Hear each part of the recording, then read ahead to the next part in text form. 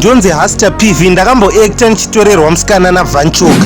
But this time series acting amana. I saw TinaBoi with my crush. This is Rova. She's an actress and a model with over 70,000 followers on Instagram. Before I tell you much, listen to this story first. Boy, Hasta and Naiza and was shown something. So I wonder what that is.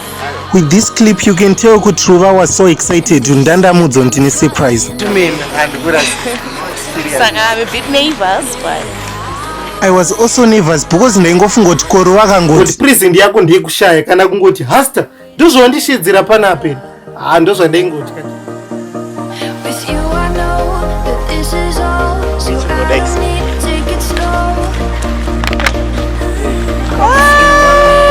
I'm so nervous. Yeah, chitarisa.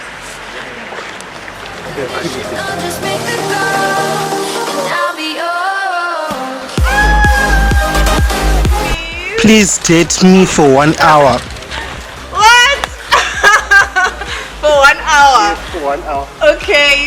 Now. Yeah. Okay, so is it a date? Yeah. Yeah, okay. Okay, let's go. What do you want?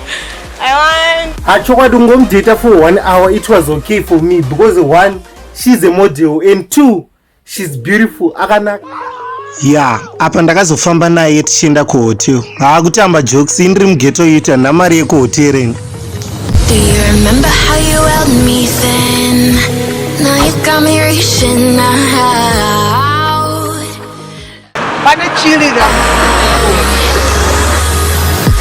Down in the deep of my mind. A lesson that I learned from watching this clip is no matter how poor or rich you are, true love is when you appreciate the resources available.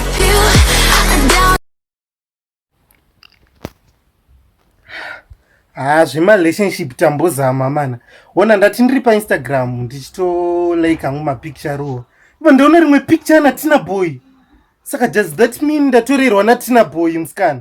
Ndatsangwa mani.